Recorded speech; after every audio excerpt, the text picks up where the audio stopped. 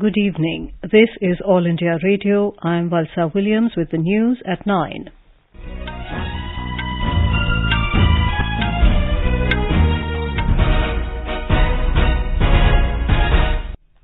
The headlines. Opening week of ongoing Parliament session mired in logjam over Rahul Gandhi's remarks on Indian democracy and other issues. Government takes important decisions to attract investment in PSUs of green energy sector. First cross-border energy pipeline between India and Bangladesh to be inaugurated by Prime Ministers Narendra Modi and Sheikh Hasina tomorrow. India's financial sector remains stable despite crisis in US banking system, says RBI Governor.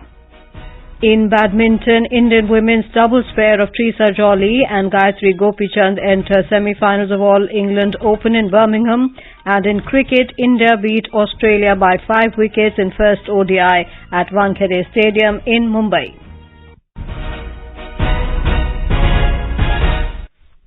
Congress leader Rahul Gandhi's remarks on Indian democracy and the Adani Group issue continued to rock the proceedings of both houses of Parliament for the fifth consecutive day today.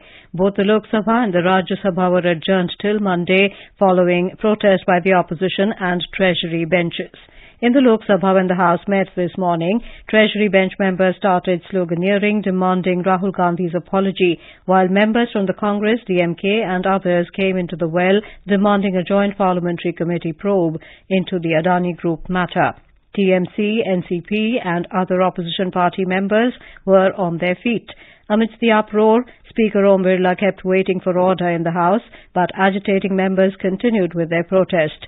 Mr. Birla asked them to allow the House to function, assuring that the members will be allowed to speak once the House comes in order. However, amid the pandemonium, he adjourned the House for the day. In the Rajya Sabha, when the House assembled for the day, Chairman Jagdeep Dhankar disallowed the adjournment notices given by the opposition party members over the Adani Group matter. Afterwards, Congress, AAP and other members trooped into the well of the House, raising the demand to constitute a joint parliamentary committee on the issue. Other opposition party members, including TMC, DMK and Left, were on their feet. Treasury bench members also countered the opposition parties by reiterating their demand for Mr. Gandhi's apology. As the noisy scene prevailed, the House was adjourned for the day. The Union Government today approved for listing of the Indian Renewable Energy Development Agency (IREDA) on the stock exchanges. The Cabinet Committee on Economic Affairs (CCEA) decided to approve an initial public offer (IPO) by part sale of government stake in the CPSE to raise funds through issue of fresh equity shares. Department of Investment and Public Asset Management (DIPAM) will drive the listing process. The IPO will help in unlocking the value of the government's investment on one hand and provide an opportunity to the public to acquire stake in the national asset and draw benefits therefrom.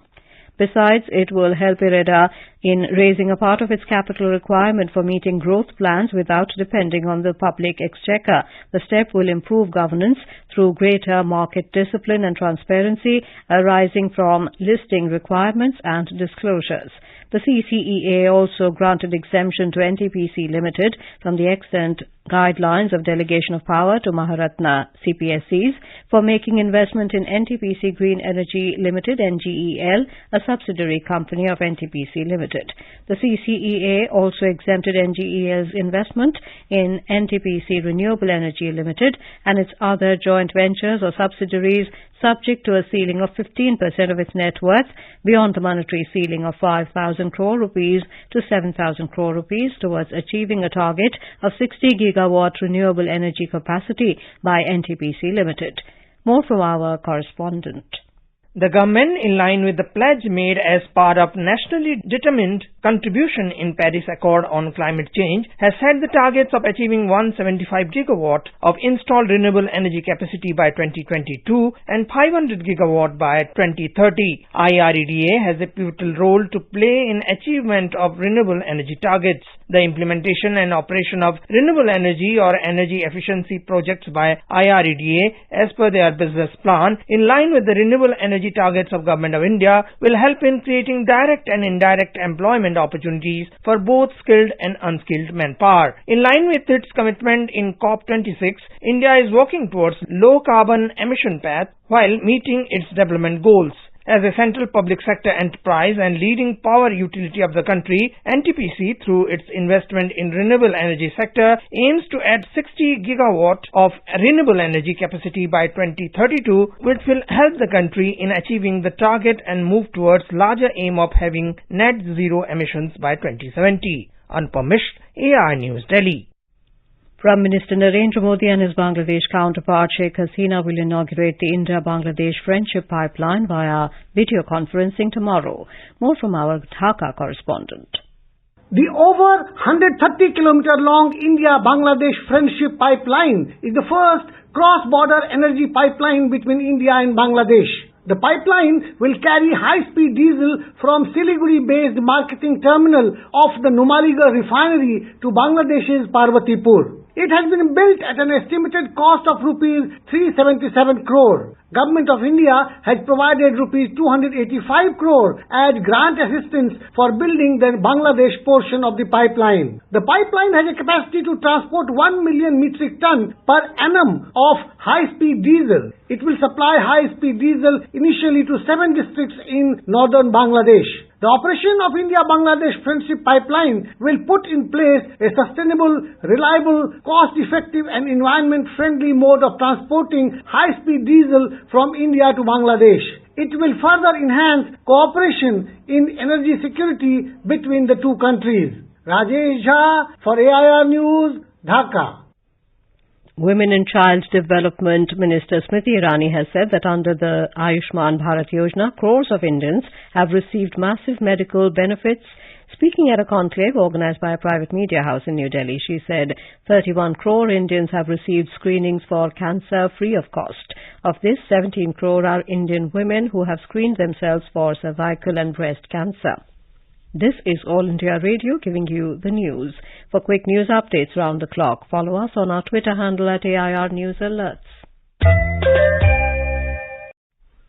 All India Radio presents excerpts from the Prime Minister's Mann Ki Baat addresses in a special series. All India Radio is presenting a vignette of select quotes of the Prime Minister from the program Mann Ki Baat, in a special series which began on 15th March in the run-up to the 100th episode of the program in April this year. In the 6th of the series, let's listen to the pearls of wisdom from the Prime Minister, which help the school children to overcome the fear of exams. People, voice and direct dialogue. That's your and our Mann Ki Baat. Yes, this is how our Prime Minister connects with millions of countrymen with the program Mann Ki Baat, aired on the last Sunday of every month on All India Radio.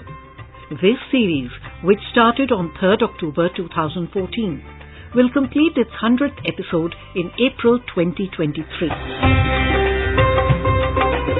The Prime Minister Shri Narendra Modi has time and again spoken on topical issues. Every year, the month of February is the time when the load of board exams looms over the head of many school children, putting them under stress. The Prime Minister, in his characteristic one-to-one interaction style, counseled the students and relieved their tension. In Mann Ki Baat, the program broadcast on 21st February 2015, he made the children understand that examinations are not a burden to be feared. कभी कभार ऐसा नहीं लगता है कि हम ही परीक्षा को एक बोझ बना देते हैं घर में, और बोझ बनाने का एक कारण जो होता है ये होता है कि हमारे जो रिश्तेदार हैं, हमारे जो यार दोस्त हैं, उनका बेटा या बेटी हमारे बेटे के बराबरी पे पढ़ते हैं. अगर आपका बेटा 10वीं में है और आपके रिश्तेदारों का बेटा 10वीं में है, तो आपका मन हमेशा इस बात को कंपेयर करता रहता है कि मेरा बेटा उनसे आगे जाना चाहिए, आपके दोस्त से बेटे से आगे होना चाहिए.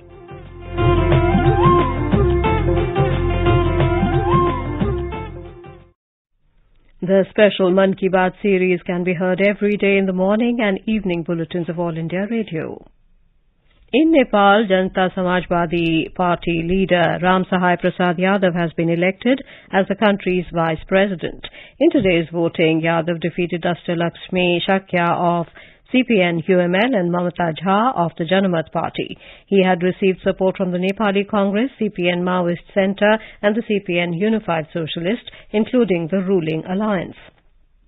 A total of 311 federal lawmakers and 518 provincial assembly members took part in the poll. Ram Sahai Prasad Yadav was the former Minister for Forests and Environment and a member of the first Federal Parliament of Nepal.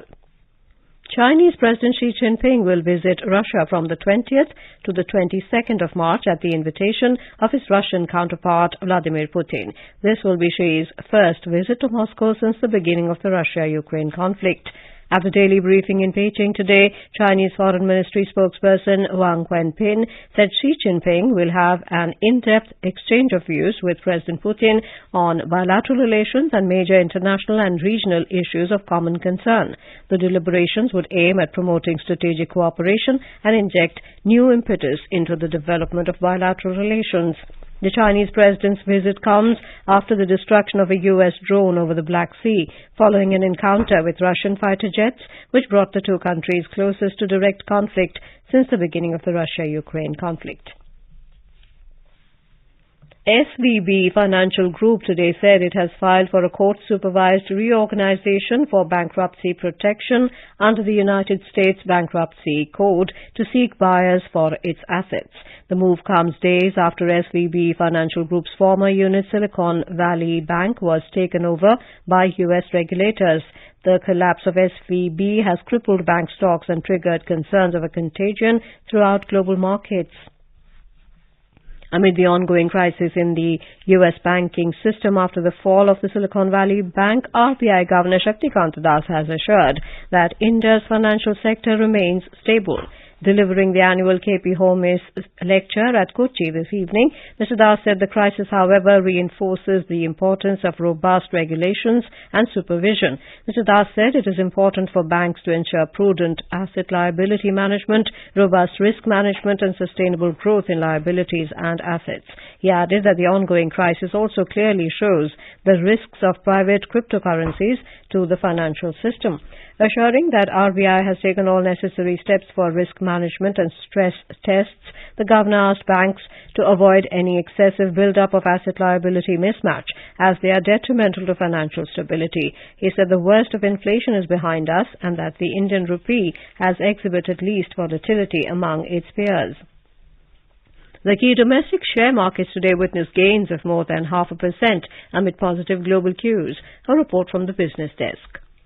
Sensex at the Bombay Stock Exchange climbed 355 points to close at 57,990. Nifty at the National Stock Exchange advanced 114 points to end at around 17,100. In the forex market, the rupee appreciated around 19 paise to close at 82 rupees and 55 paise against the US dollar. Gold price at Multi-Commodity Exchange for April contracts was trading at around 58,370 rupees per 10 grams. And oil prices fall to its weakest since last December. In intraday trade, Brent crude was trading at around $74.85 per barrel. This is Lalema Aneja Dang for AIR News. On to sports in badminton, Indian women's doubles pair of Treesa and Gayatri Gopichand advanced to the semifinals of the All England Open Championships in Birmingham. In men's cricket, India defeated Australia by 5 wickets in the first ODI of the 3-match series at Mumbai's Wankhede Stadium today. With the help of KL Rahul's 75 runs, the hosts achieved the target in 39.5 overs. And now, before we end the bulletin, the headlines once again. Opening week of ongoing Parliament session mired in logjam over Rahul Gandhi's remarks on Indian democracy and other issues. Government takes important decisions to attract investment in PSUs of green energy sector. First cross-border energy pipeline between India and Bangladesh to be inaugurated by Prime Ministers Narendra Modi and Sheikh Hasina tomorrow. India's financial sector remains stable despite crisis in U.S. banking system, says RBI Governor. In badminton, Indian women's doubles pair of Treesa and Gayatri Gopichand enter semifinals of All England Open in Birmingham. And in cricket, India beat Australia by 5 wickets in first ODI at Wankhede Stadium in Mumbai. That is all in news at 9. Good night.